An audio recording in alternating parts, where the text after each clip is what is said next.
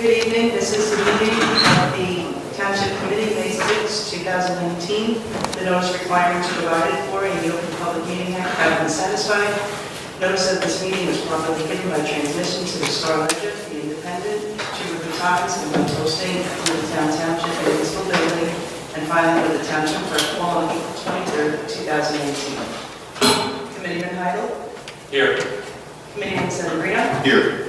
Committeewoman Snell. Here. Deputy Mayor Weaver. Here. Mayor Perry. Here. Please rise for the pledge.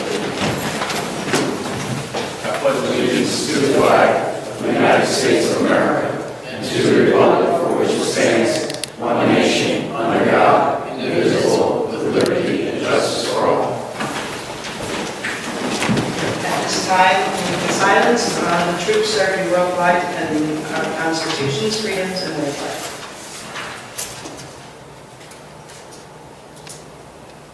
The first item on tonight's agenda, Resolution 19-121, the municipal budget for public hearing and adoption. Any member of the public wishing to speak? Seeing no member of the public stepping forward, close the public portion. Second. Committeeman Heidel. Yes. Committeeman Severino. Yes. Committeewoman Snell. Yes. Deputy Mayor Fury. Yes. Mayor Perry. Yes. Motion carries to adopt Resolution 19-121. The next item on tonight's agenda is the ordinance public hearing 2019-3254, an ordinance authorizing the sale of certain property owned by the Township of Middletown, County of Monmouth, New Jersey, not required for public purposes pursuant to NJSA 40A:12-13 et sec. Any member of the public wishing to speak on ordinance 2019-32-3254? Mr. Watson.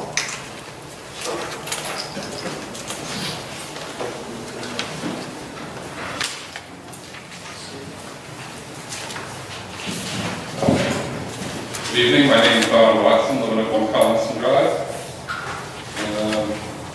I was looking at some of the properties here that are for sale. There's nothing that the township can do, like maybe a park or something? There were several pieces of property that were not initially placed that we had taken action on a few months ago that we decided to, at this time, retain them and not place them on this list. Other properties besides these? Yeah. Correct. I also noticed a lot of properties were like have creeks running through them. Is there anything that anybody can do with these? Are they developable? Yeah, I mean, Is that a word? Developable? That is able to be developed. we think that they're developable for at least a single-family house. Okay. The bidder, the ultimate buyer would have to get all the required DEP permitting for those lots. Most of them are just suitable for one single-family house. There's a couple of They're small lots. few of them are bigger, but most of them just one house. That brings me to another question. About getting all these approvals and surveys and things like that. It says in the ordinance here that the buyer has 30 days to submit all of those approvals within 30 days of the purchase. I mean, they have to submit certain required documents. Have the property surveyed. Right. Yeah. Environmental and other inspections of the property. It's not DEP.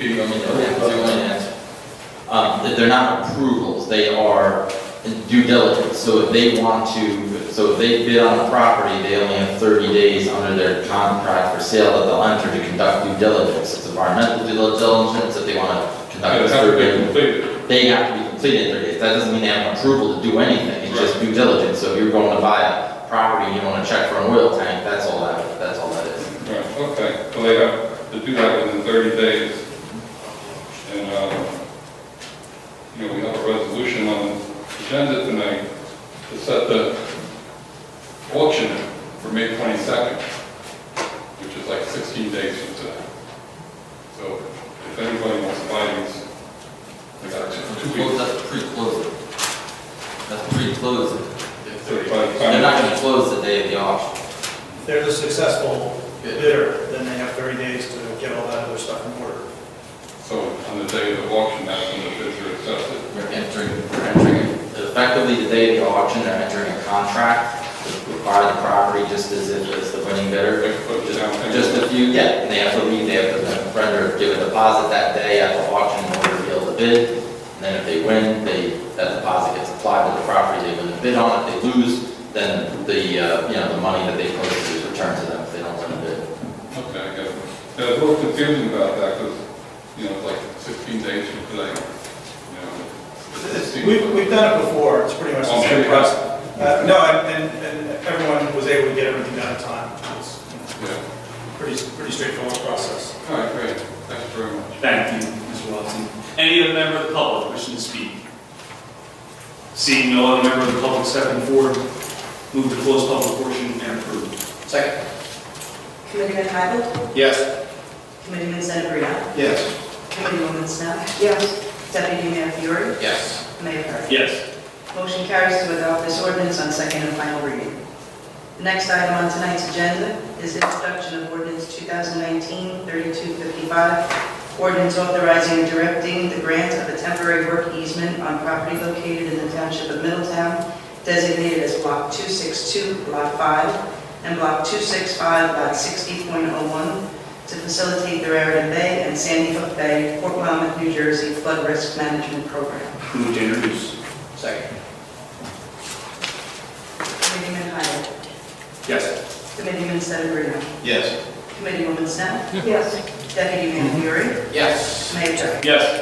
Motion carries to pass this ordinance on first reading with the public hearing to be held on May 20th, 2019.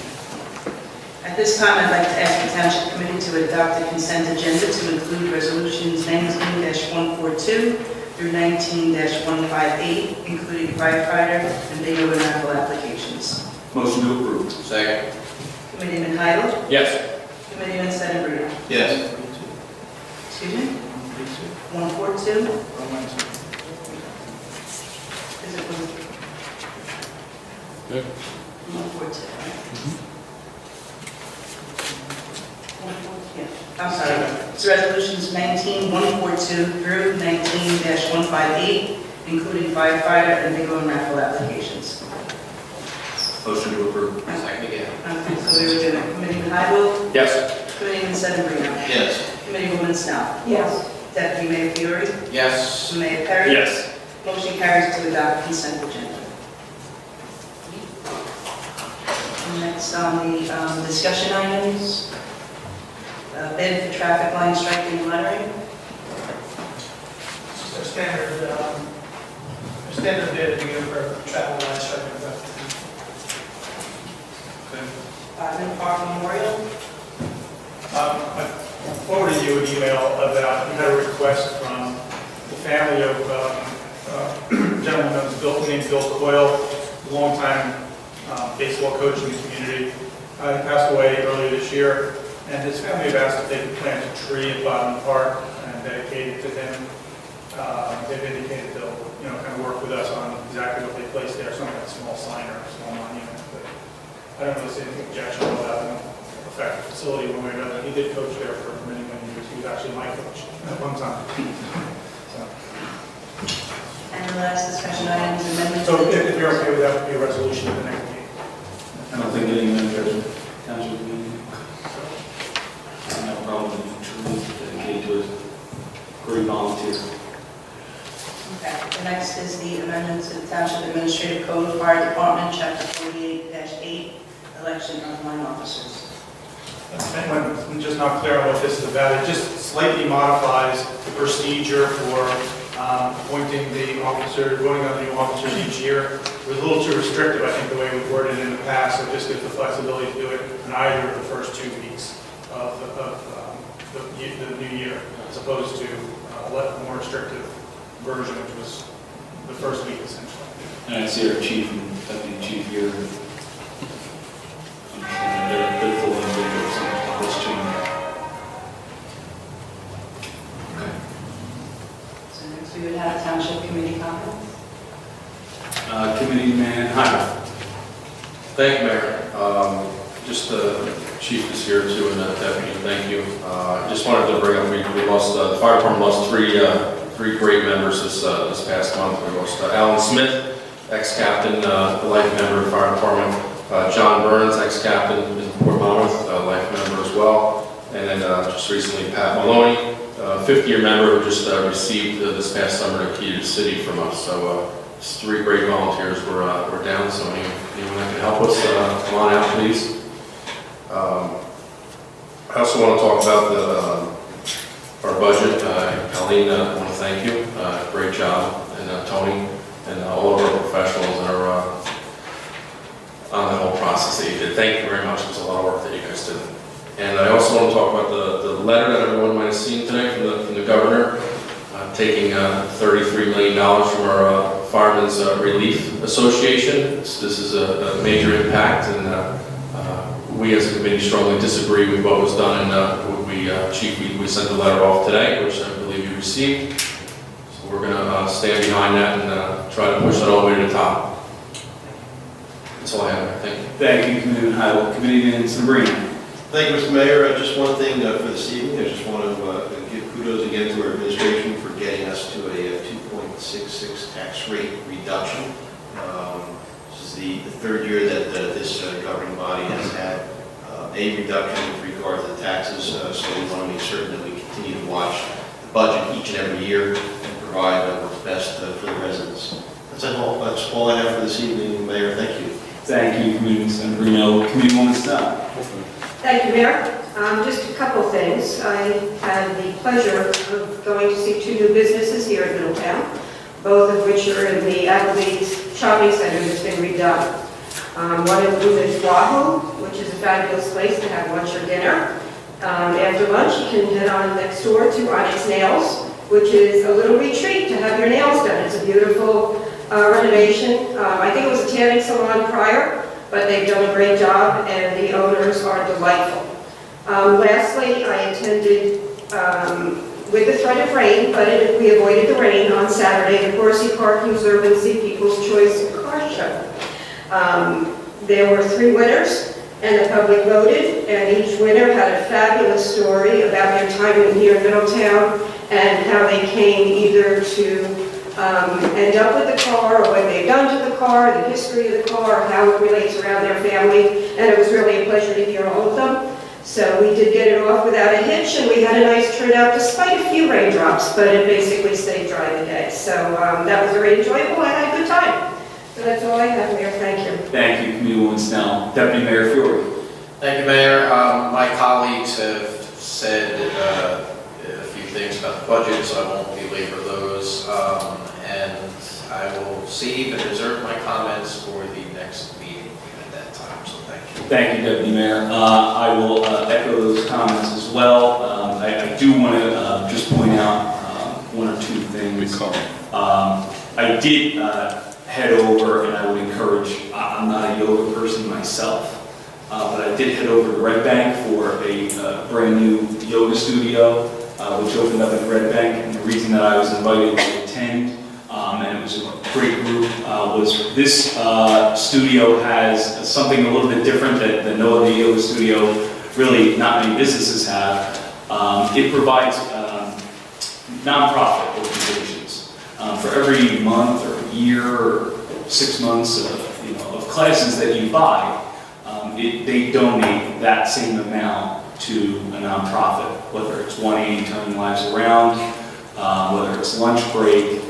These are all things of great, outstanding members of our community are doing, putting together, and I commend them for that. But speaking of 180, I want to congratulate that organization. I was at their gala last Friday night, where they had an incredible turnout. It was really inspiring to see. But I want to give kudos to our council here, Mr. Nelson, who serves on 180's board. I want to thank him for all that he does for that organization and everybody that's involved. I'll echo my thanks to Colleen and to Tony for their work on the budget. Thank you, as always. And finally, I just want to bring up the one new addition this year that we are doing, and that is our tax receipt calculator that we have placed on our website. at middletownmj.org/mytaxdollars. This tax receipt, you get to, you can right there enter the assessed value of your home, and it breaks down for you department by department, from police all the way down to the library, our fire department, things of that nature. And you can see penny for penny where and how your municipal share, the 21% of your property taxes that comes to the municipality, where that goes to. So you can visit that on our website, middletownmj.org/mytaxdollars. Colleen is telling me it's the first time anyone's done that in the state, so I'm taking her at her word for that. But with that, I will open it up to public comments, the public portion of our program. Just before I call the first person, I'll ask that you keep your comments to 5 minutes. At 4 minutes, I will let you know that you have 1 minute left, so if you could please wrap up your comments. And please give us your name and address for the record. Any member of the public wishing to make a guess, ma'am?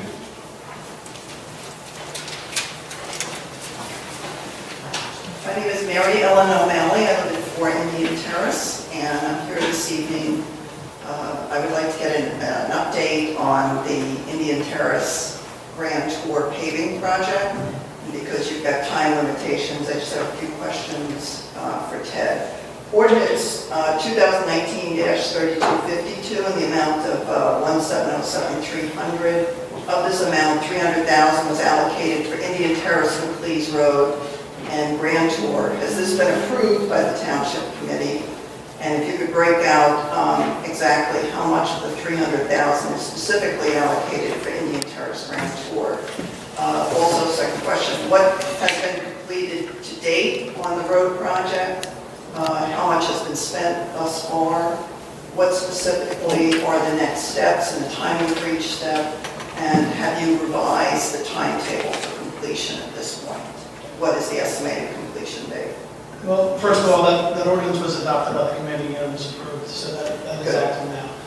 The breakdown, I have to look at that and see, but the majority of that money was for Grand Tour and for Indian Terrace. And I think as well as some money in the previous ordinance as well.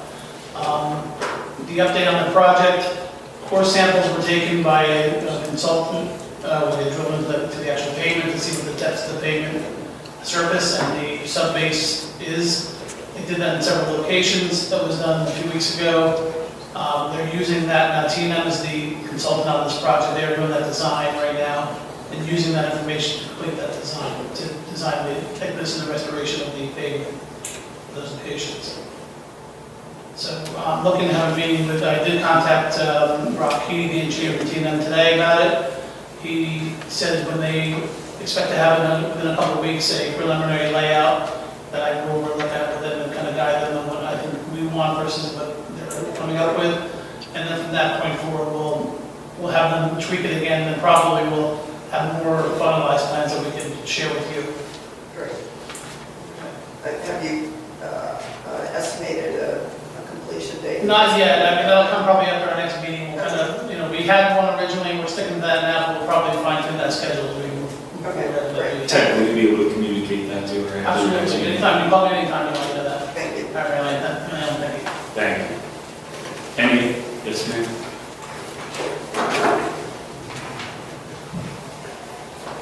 Good evening, Yana Sager with 14 Blair Circle. So this is regarding the budget. Two questions. Where do I get a printed out budget? It's 162 pages in it. Right outside the clerk's office, there's a stack. Okay, so I couldn't print it all out. But number two question. I noticed on sheet 4 that the township has an anticipated surplus. On sheet 10, our sewer authority has a surplus of $480,000.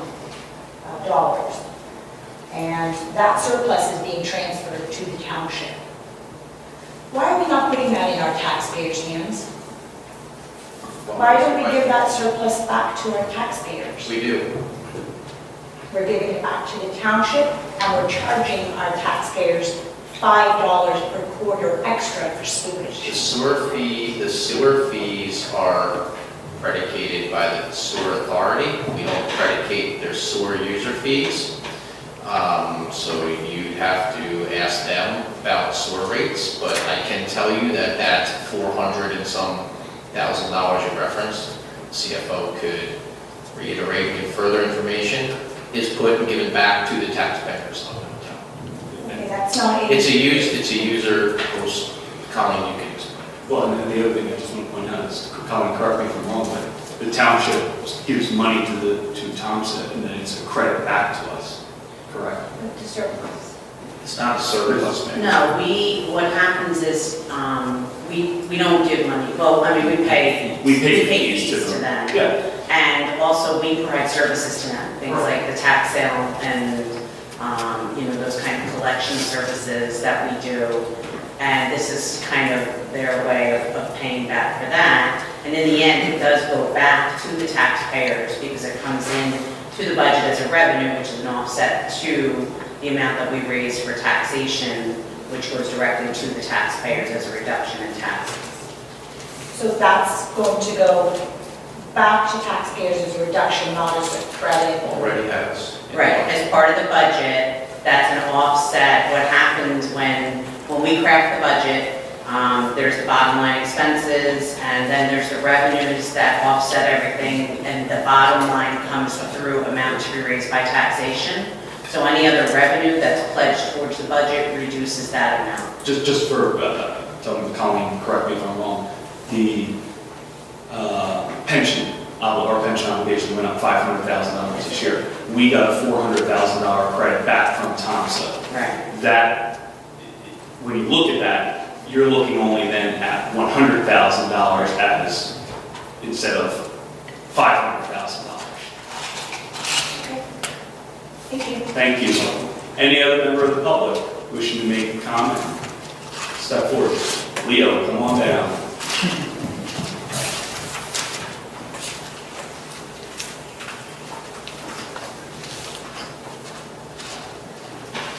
Good evening, Leo Christopher, 121 Cranberry Court, Middletown, Shady Oaks, River Plaza. Thank you, Leo. There's an article in the Sunday Asbury Park Press, pages 1 and reverse to page 15. It's about the entertainment athletic adventure construction that was approved, I think finally May 1st. Jackson, What's that? in this town. Jackson. Jackson. Jackson. I just like to read one sentence. To show you where I'm going with this, I hadn't driven into Stevenson Park probably since the fall, and my wife and I drove in just to look around. We noticed there were yellow and black signs that says single lane bridge on both sides of the bridge. And that's relevant to this, indirectly at least. And so I'd like to read you a brief paragraph, maybe 75 words, regarding this construction. Millstone developer Bill Coyle has called the $500 million project, quote, one of the greatest sports and entertainment facilities in the Northeast when all is said and done, end quote, intending to turn 300 acres in the middle of Jackson into a destination, and here's the phrase that got my attention, for families traveling from out of state, probably within state, but it says from out of state, for youth and sports tournaments. And I immediately said, well, that sounds like what the Middletown committee was preparing to do with the Stevenson Park, and we had all the debates. Is this project here in indirectly related to the concept of your building. I gotta be honest, Leo, this is the first I'm hearing about what Jackson's doing. Mayor, if I can answer the question, this has been in Jackson, it's located next to, the potential site is located next to Six Flags on 547. Something they've been talking about well for what many years they've been discussing, and it includes hotels. It is well above the scope, Leo, of anything we looked at with 2 athletic fields. You're talking multi-hundred millions of dollars in hotels and other facilities. Indoor facilities. They're also indoor facilities, not outdoor facilities. So no, our decision had nothing to do with what Jackson's doing. Bergen County told me a while back in the fall, I guess, I don't know where it was, but it was somewhere, that a bridge and exit from a park exists in the township of Middletown, in Monmouth County, and that they direct the traffic at one car at a time, since the exit in the road in and out allows only traffic. Just the skeptical side of me that it says, this is my final comment, the skeptical side of me fears that this could very well happen 10 years down the road or whatever. This is a 10-year project. There's also a hotel. At least 10 years. So, we're all waiting and watching, but I'm skeptical that there's no memorandum of understanding or whatnot. It's just your promise at public meetings that you would not do anything. Well, one thing you got to keep in mind is that the ground that they're building on in Jackson is not parkland. Okay, Stevenson's a park. You can't build indoor recreation on a park per Green Acres rules. You cannot private land. So, Middletown, even if it had $500 million to spend on a sports complex like that, we couldn't build an indoor facility on a park. It's not legal. It would also be. It has to be outdoors. But on open fields, not indoor fields. I don't get the distinction, private and public property. Could because the state Green Acres Green program Acres. prohibits enclosed facilities on parkland. They have to be open. A private developer must be proposing that in Jackson On private on property. private property. not The public. Stevenson Park is Green Acres, which prohibits any enclosed recreational facility to be Well, built. this is 21 citizens down there in Jackson are going to court with this and have it reversed. Thank you very much. Thank you, Leo. Thank you. Any other member of the public wishing to make a comment?